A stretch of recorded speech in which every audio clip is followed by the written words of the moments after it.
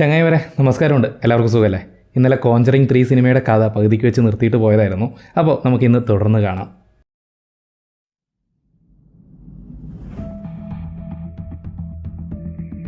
അങ്ങനെ എഡും ലോറിനും വീണ്ടും ഡേവിഡിൻ്റെ വീട്ടിലേക്ക് പോകുന്നു. ആ വാട്ടർ ബെഡും അതിൻ്റെ പരിസരങ്ങളുമൊക്കെ ഒന്ന് പരിശോധിക്കാൻ വേണ്ടിയിട്ടാണ് അവർ പോകുന്നത്. ആ വാട്ടർ ബെഡ് ഓട്ടയായതിനാൽ അതിൻ്റെ വെള്ളം ഇവിടെയൊക്കെ മറിഞ്ഞ് ഈ മരപ്പലകളൊക്കെ ദ്രവിച്ചു പോയി. അതുകൊണ്ട് ആ ബെഡും ഇവിടെ നിന്ന് ഒഴിവാക്കി എന്ന് ഡെബി അവരോടായിട്ട് പറയുന്നു.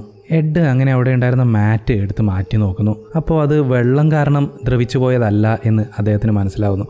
ഇത് മറ്റെന്തോ കാരണം കൊണ്ടാണ് ഇങ്ങനെ ആയിരിക്കുന്നത് എന്ന് എഡ് പറയുന്നു. ഈ വീടിന് ബേസ്മെൻ്റ് ഉണ്ടോ എന്ന് എഡ് ചോദിക്കുന്നു. അങ്ങനെ ഡെബി അവരെ രണ്ടുപേരെയും കൂട്ടിയിട്ട് വീടിൻ്റെ ബേസ്മെൻറ്റിലേക്ക് പോകുന്നു. ആ ബേസ്മെൻറ്റിലേക്ക് കൃത്യമായൊരു വഴിയൊന്നുമില്ല, ചെറിയൊരു ഇടനാഴി പോലെ ഒരു വഴിയുണ്ട്. അങ്ങോട്ടേക്ക് നായിക മാത്രം മുട്ടുകുത്തി എഴഞ്ഞെഴഞ്ഞ് പോകുന്നു. കയ്യിലൊരു ക്യാമറയുമുണ്ട്. അതിനുള്ളിൽ അവിടെ ഇവിടെയായിട്ട് എലികളൊക്കെ ഒരുപാടുണ്ട്. അങ്ങനെ ലോറിൻ ആ ബെഡുള്ള സ്ഥലത്തിൻ്റെ നേരെ താഴെ എത്തുന്നു. അതിന് നേരെ താഴെയായിട്ട് എന്തോ ഒരു സാധനം തുണിയിൽ പൊതിഞ്ഞു വെച്ചിട്ടുണ്ട്. ലോറിൻ ആ തുണി മാറ്റി നോക്കുന്നു. അതിനുള്ളിൽ ഉണ്ടായിരുന്നത് ഒരു അസ്ഥികൂടമാണ്. എന്തോ ദുർമന്ത്രവാദം ചെയ്തു വെച്ചതിൻ്റെ ബാക്കി. ലോറിൻ അതിൻ്റെ ഫോട്ടോയും എടുത്തിട്ട് സേഫായിട്ട് പുറത്തേക്ക് വരുന്നു. അങ്ങനെ ആ എടുത്ത ഫോട്ടോസൊക്കെ എല്ലാവരും കൂടി ഗ്രൂപ്പായിട്ടിരുന്ന് നോക്കിക്കൊണ്ടിരിക്കുകയാണ്. അതിനിടയിൽ ഫാദർ ഗോർഡൻ അങ്ങോട്ടേക്ക് വരികയും ഈ ഫോട്ടോ കണ്ടപ്പോൾ അദ്ദേഹം പറയും, ഇതുപോലെ ദുർമന്ത്രവാദവുമായി ബന്ധപ്പെട്ട കാര്യങ്ങളൊക്കെ ഒരു പ്രീസ്റ്റ് നോക്കി വെക്കാറുണ്ട്, നിങ്ങളൊന്ന് പോയിട്ട് അദ്ദേഹത്തെ കാണും, എന്തെങ്കിലുമൊക്കെ ഒരു ഐഡിയ ലഭിക്കുമെന്ന് അദ്ദേഹം പറയുന്നു. ലോറിനും എഡും അടുത്ത ദിവസം തന്നെ ആ പ്രീസ്റ്റിനെ കാണാൻ പോകുന്നു. അദ്ദേഹത്തെ ഈ ഫോട്ടോ കാണിച്ച് ഇതിനെപ്പറ്റി എന്തെങ്കിലും അറിയുമോ എന്ന് എഡും ലോറിനും ചോദിക്കുന്നു. ആ ഫോട്ടോ കണ്ട ശേഷം ഇതുപോലൊരെണ്ണം ഞാൻ കണ്ടിട്ടില്ല, പക്ഷേ ഇതുപോലെ ദുർമന്ത്രവാദവുമായി ബന്ധപ്പെട്ട ഒരുപാട് സാധനങ്ങൾ ഞാൻ ശേഖരിച്ചു വെച്ചിട്ടുണ്ട് എന്നും പറഞ്ഞ് ലോറിനെയും എഡിനെയും കൂട്ടി അദ്ദേഹത്തിൻ്റെ വീടിൻ്റെ ഒരു അറയിലേക്ക് പോകുന്നു. അവിടെ ദുർമന്ത്രവാദവുമായി ബന്ധപ്പെട്ട ഒരുപാട് വസ്തുക്കൾ ഉണ്ടായിരുന്നു.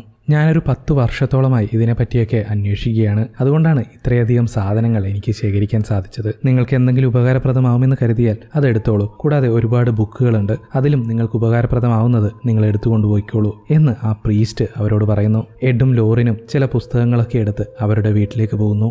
അതേസമയം മറ്റെവിടെയോ ഒരാൾ ദുർമന്ത്രവാദം ചെയ്യുന്നതായിട്ട് കാണിക്കുന്നു.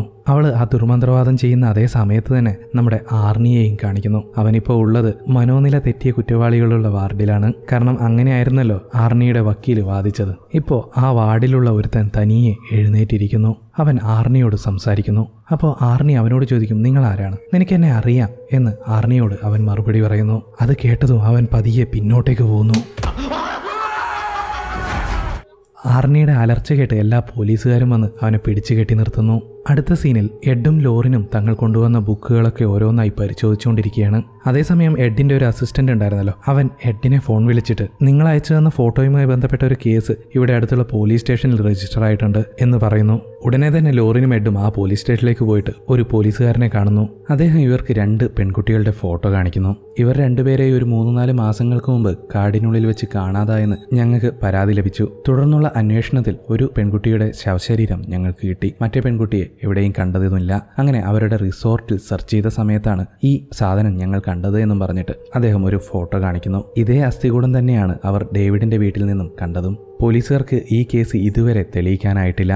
ഞങ്ങൾ നിങ്ങളെ സഹായിക്കാം, പകരം നിങ്ങൾ ഞങ്ങളെ ആ സ്ഥലത്തേക്ക് കൊണ്ടുപോകൂ എന്ന് എഡും ലോറിനും പറയുന്നു. അങ്ങനെ പോലീസുകാരൻ അവരെയും കൂട്ടി ആ സ്ഥലത്തേക്ക് പോകുന്നു. നമ്മുടെ ലോറിനുള്ള കഴിവ് നിങ്ങൾക്കറിയാലോ, ഒരു സ്ഥലത്ത് പോയി കഴിഞ്ഞാൽ അവിടെ മുമ്പ് നടന്ന കാര്യങ്ങളൊക്കെ ലോറിന് മനസ്സിലാക്കിയെടുക്കാൻ സാധിക്കും. അങ്ങനെ ലോറിൻ അന്ന് നടന്ന കാര്യങ്ങൾ ഓരോന്നും മനസ്സിലാക്കാൻ തുടങ്ങുന്നു. ആ 2 പെൺകുട്ടികളും അവിടെ ഓടിക്കളിക്കുന്നതും അതിനിടയിൽ ഒരു പെണ്ണ് കയ്യിലുണ്ടായിരുന്ന കത്തി ഉപയോഗിച്ച് മറ്റേ പെൺകുട്ടിയെ കുത്തി കൊല്ലുന്നതായിട്ടും ലോറിന് മനസ്സിലാവുന്നു. അതിനുശേഷം ആ പെൺകുട്ടി അവിടെ നിന്നും എങ്ങോട്ടേക്കോ ഇരുട്ടിൽ ഓടാൻ തുടങ്ങി. അതുപോലെ തന്നെ നമ്മുടെ ലോറിനും ഓടാൻ തുടങ്ങി. ഒരു ഘട്ടത്തിൽ അവൾ പോയി നിൽക്കുന്നത് വലിയ മലയുടെ മുകളിലാണ്. താഴേക്ക് അഗാധമായ കുഴിയും. പെട്ടെന്ന്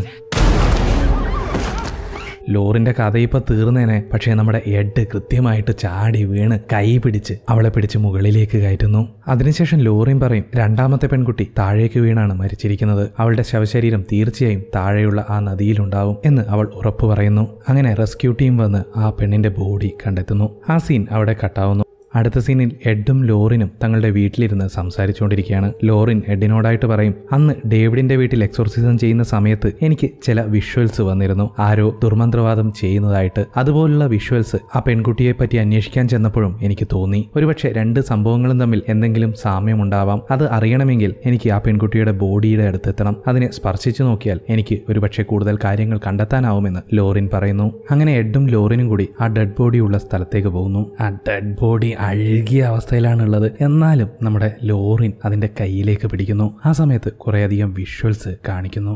ലോറിൻ ഒരു പാതയിലൂടെ നടന്നു പോവുകയാണ്. തീവണ്ടിയുടെ ശബ്ദവും വെള്ളമൊഴുകുന്ന ശബ്ദവും ഒക്കെ അവൾക്ക് കേൾക്കാം. ഇതേ സമയം തന്നെ ആ ദുർമന്ത്രവാദിനി മന്ത്രവാദം ചെയ്യുന്നതും നമ്മുടെ ലോറിന് മനസ്സിലാവുന്നു. അവൾ ചെയ്യുന്ന ദുർമന്ത്രവാദത്തിനനുസരിച്ച് നമ്മുടെ ആർണി കയ്യിലുണ്ടായിരുന്ന ഒരു ഹോളി വാട്ടർ ബോട്ടിൽ അമർത്തി പൊട്ടിച്ച് ആ കുപ്പിച്ചിൽ ഉപയോഗിച്ച് ആത്മഹത്യ ചെയ്യാൻ ശ്രമിക്കുന്നു. അത് മനസ്സിലാക്കിയ ലോറിൻ ശക്തമായ മന്ത്രങ്ങൾ ഉരുവിടുകയും ദൈവത്തോട് പ്രാർത്ഥിക്കുകയും ചെയ്യുന്നു. അതോടെ ആ ദുർമന്ത്രവാദം മുടങ്ങുന്നു. അങ്ങനെ ആർണി മരണത്തിൽ നിന്നും രക്ഷപ്പെടുന്നു. ഇപ്പോൾ നായികയും ആ ദുർമന്ത്രവാദിനിയും മുഖാമുഖം കണ്ടു. ഇതെങ്ങനെയാണ് ചെയ്തതെന്ന് ആ ദുർമന്ത്രവാദിനി ലോറിനോട് ചോദിക്കുന്നു.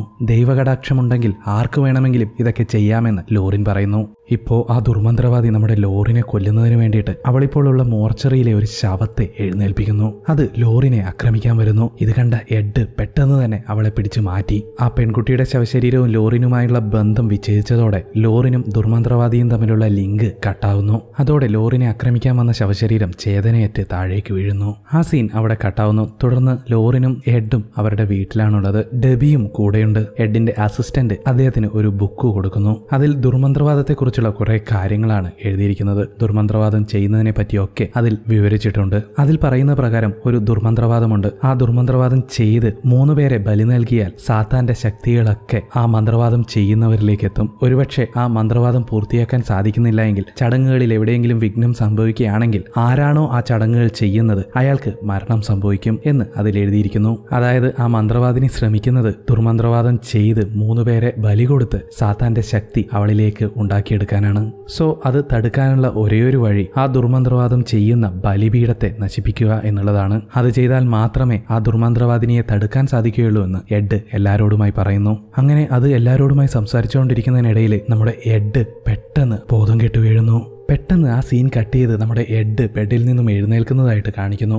അവൻ നോക്കുമ്പോൾ ആ ദുർമന്ത്രവാദിനി തന്റെ മുന്നിൽ നിൽക്കുന്നു. അതോടൊപ്പം തന്നെ അവർ മോർച്ചറിയിൽ കണ്ട ആ ശവശരീരവും അവിടെ എത്തി. അത് എഡിനെ ആക്രമിക്കാൻ ശ്രമിക്കുമ്പോൾ എഡ് പ്രേയേഴ്സ് ഒക്കെ ചൊല്ലി കത്തിയെടുത്ത് അവളെ കുത്തി കൊല്ലുന്നതിനായിട്ട് എഡ് ശ്രമിക്കുന്നു. പെട്ടെന്ന് അദ്ദേഹത്തിന്റെ അസിസ്റ്റന്റ് അദ്ദേഹത്തെ പിടിച്ചു മാറ്റുന്നു. അപ്പോഴാണ് അദ്ദേഹത്തിന് ബോധം വരുന്നത് തന്റെ മുന്നിലുള്ളത് ആ ദുർമന്ത്രവാദിനി ആയിരുന്നില്ല, തന്റെ ഭാര്യ ലോറിനായിരുന്നു. അതോടെ തന്നെ ആ ദുർമന്ത്രവാദിനി ഇവിടെ വന്നിട്ടുണ്ടെന്നും ഇവിടെ എന്തോ കൂടോത്രം ചെയ്തു വെച്ചിരിക്കുകയാണെന്നും എഡിന് മനസ്സിലാവുന്നു. അവൻ ആ വീട് മുഴുവൻ അരിച്ചു പൊറുക്കാൻ തുടങ്ങി. അപ്പോഴാണ് മേശയുടെ മുകളിൽ ഒരു ഫ്ലവർ കരിഞ്ഞുണങ്ങി നിൽക്കുന്നത് അവർ കാണുന്നത്. അതെടുത്ത് നോക്കുമ്പോഴാണ് ആ ദുർമന്ത്രവാദിനി അതിന്റെ ഉള്ളിൽ ആദ്യം കണ്ടതുപോലുള്ള ആ എല്ലും കൂട് വെച്ചിട്ടുണ്ടായിരുന്നത് അവർ കാണുന്നത്. അതായത് നമ്മുടെ എഡും ഉടനെ തന്നെ മരിക്കാൻ പോവുകയാണ്. ഇത് മനസ്സിലാക്കിയ ലോറിൻ ആകെ വിഷമത്തിലാവുന്നു. പക്ഷെ എഡ് ഇതൊന്നും ശ്രദ്ധിക്കാതെ എങ്ങനെയും ഈ പ്രശ്നം വേഗത്തിൽ സോൾവ് ചെയ്യണമെന്ന് സംസാരിച്ചുകൊണ്ടിരിക്കുകയാണ്. എന്നിട്ട് എഡ് എന്ത് ചെയ്തു എന്ന് പറഞ്ഞു കഴിഞ്ഞാൽ ആ മന്ത്രവാദ ബുക്ക് ഉണ്ടല്ലോ, അത് ലോറിന്റെ കയ്യിൽ കൊടുത്തിട്ട് നമ്മൾ അന്ന് പോയി കണ്ട ആ പ്രീസ്റ്റിലെ അദ്ദേഹത്തെ പോയി കാണൂ, ഇതിനെപ്പറ്റി എന്തെങ്കിലും അറിയുമോ എന്ന് ചോദിക്കൂ എന്ന് പറഞ്ഞ് അവളെ അങ്ങോട്ടേക്ക് പറഞ്ഞു വിടുന്നു. മാത്രമല്ല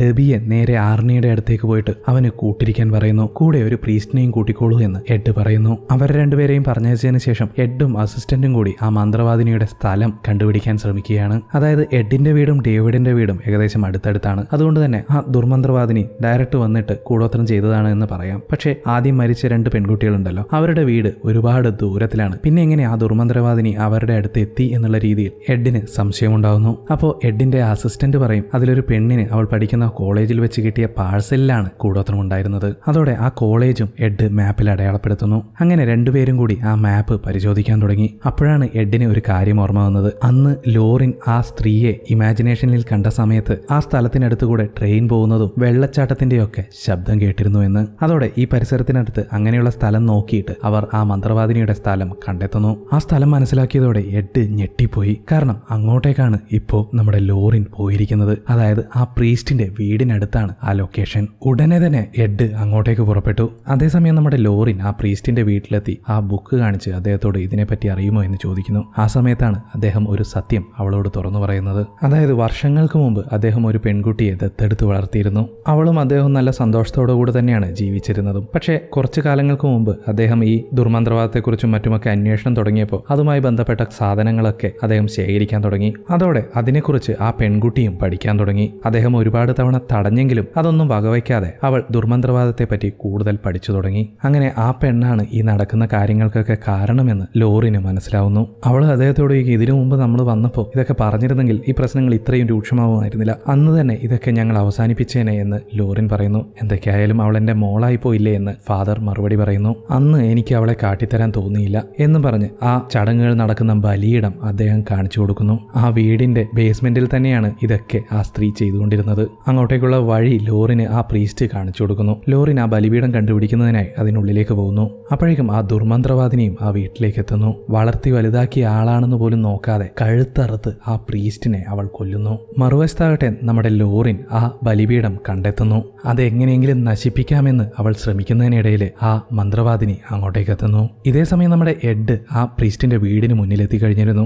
ബേസ്മെന്റിലിരുന്ന് ലോറിന്റെ നിലവിളി കേട്ട അവൻ ഒരു ചുറ്റികയെടുത്ത് ആ ബേസ്മെന്റിന്റെ ലോക്ക് അടിച്ചു പൊട്ടിക്കുന്നു. ലോറിൻ എങ്ങനെയൊക്കെ കൂടി ആ മന്ത്രവാദിനിയെ തട്ടിമാറ്റി അവിടെ നിന്നും ഓടുന്നു. അപ്പോഴേക്കും എഡ് ആ ബേസ്മെന്റിലെത്തിയിരുന്നു. അവൻ ലോറിനെ അന്വേഷിച്ച് അങ്ങോട്ടും ഇങ്ങോട്ടും നടക്കുകയാണ്. അപ്പോൾ അതാ അവന്റെ മുന്നിലേക്ക് ലോറിൻ ഓടി വരുന്നു. എഡിന് സമാധാനമായി. പക്ഷെ തൊട്ടടുത്തെത്തിയപ്പോഴേക്കും അത് ലോറിന്റെ വേഷം സ്വീകരിച്ച ദുർമന്ത്രവാദിനിയായിരുന്നു. അവൾ എഡിന്റെ മുഖത്തേക്ക് ഒരു പൊടിയൂതി അവനെ തന്റെ കൺട്രോളിലാക്കുന്നു. അതോടെ എഡ് ലോറിനെ കൊല്ലാൻ ശ്രമിക്കാൻ തുടങ്ങി. മറുവശത്ത് നമ്മുടെ ആർണി എന്തൊക്കെയോ ചെയ്തുകൊണ്ട് ആത്മഹത്യക്ക് ശ്രമിക്കുകയാണ്. അവിടെ ഉണ്ടായിരുന്ന ഡെബി അവനെ കൺട്രോൾ ചെയ്യാൻ ശ്രമിക്കുന്നുണ്ട്. അതുപോലെ ഫാദർ പ്രേ ചെയ്യുന്നുണ്ട്. പക്ഷെ എന്തൊക്കെ ചെയ്തിട്ടും അവനെ പിടിച്ചു കെട്ടാൻ അവർക്ക് ആവുന്നുണ്ടായിരുന്നില്ല. മറുവശത്താകട്ടെ നമ്മുടെ എഡ് ലോറിനെ കൊല്ലുന്നതിന് വേണ്ടിയിട്ട് കിണഞ്ഞ് പരിശ്രമിച്ചുകൊണ്ടിരിക്കുകയാണ്. ആ വലിയ ചുറ്റികയെടുത്ത് അവളുടെ തലയിലേക്ക് അടിക്കാൻ ശ്രമിച്ചുകൊണ്ടിരിക്കുകയാണ്. ഉടനെ ലോറിൻ എന്ത് ചെയ്തു എന്ന് പറഞ്ഞു കഴിഞ്ഞാൽ അവരുടെ ജീവിതത്തിലുണ്ടായിരുന്ന നല്ല നല്ല കാര്യങ്ങളൊക്കെ പറയാൻ തുടങ്ങി. പഴയ ഓർമ്മകളൊക്കെ എഡിനോട് വിവരിക്കാൻ തുടങ്ങി. അവർ ആദ്യമായി കണ്ടുമുട്ടിയതും പ്രണയത്തിലായതും അവരുടെ ജീവിതത്തിലുണ്ടായിരുന്ന ഓരോ സന്തോഷങ്ങളും എല്ലാം അവളിങ്ങനെ പറഞ്ഞുകൊണ്ടിരിക്കുകയാണ്. എങ്ങനെയെങ്കിലും ആ ദുർമന്ത്രവാദിയുടെ കൺട്രോളിൽ നിന്നും അവനെ പുറത്തു കൊണ്ടുവരുന്നതിന് വേണ്ടിയിട്ടാണ് ഇങ്ങനെ ശ്രമിച്ചുകൊണ്ടിരിക്കുന്നത്.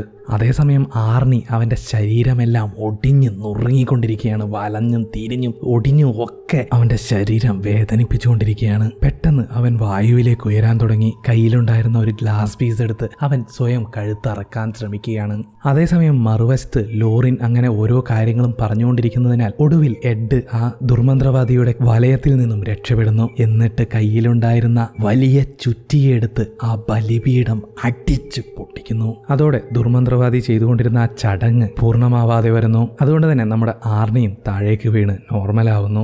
അതേസമയം എഡിന്റെയും ലോറിന്റെയും അടുത്തേക്ക് ആ മന്ത്രവാദിനി കൂടി എത്തുന്നു. ചടങ്ങുകൾ പൂർത്തിയാക്കാൻ കഴിയാത്തത് കൊണ്ട് തന്നെ അവളുടെ ശരീരം ഇഞ്ചിഞ്ചായി നുറുങ്ങാൻ തുടങ്ങി. പിന്നിലേക്ക് ഒടിയുകയും വളയുകയും ഒക്കെ ചെയ്യുന്നു. പെട്ടെന്ന് ആ മന്ത്രവാദിനിയുടെ രൂപത്തിൽ തന്നെ സാത്താൻ അങ്ങോട്ടേക്ക് വരികയും അവളുടെ കഴുത്ത് തിരിച്ച് അവളെ കൊല്ലുകയും ചെയ്യുന്നു. അങ്ങനെ എല്ലാം നോർമലായി. അതിനുശേഷം നമ്മുടെ ആർണിയുടെ ശിക്ഷയിൽ ഇളവ് ചെയ്ത് 5 വർഷമാക്കി ചുരുക്കി കൊടുക്കുന്നു. 5 വർഷത്തിന് ശേഷം പുറത്തിറങ്ങിയ അവനെ ഡെബി കല്യാണം കഴിക്കുകയും ചെയ്യുന്നു. അങ്ങനെ അവരുടെ ജീവിതം സന്തോഷകരമായി മുന്നോട്ട് പോവുകയും ചെയ്യുന്നു. നമ്മുടെ എഡാവട്ടെ എല്ലാ എക്സോർസിസവും എല്ലാ ഇതുപോലെയുള്ള ഇഷ്യൂസിന് ശേഷം അവിടുത്തെ എന്തെങ്കിലും ഒരു സാധനം വന്നിട്ട് തന്റെ വീട്ടിൽ കൊണ്ടുപോയിട്ട് ഒരു ഓർമ്മയ്ക്ക് വേണ്ടി വെക്കുമല്ലോ.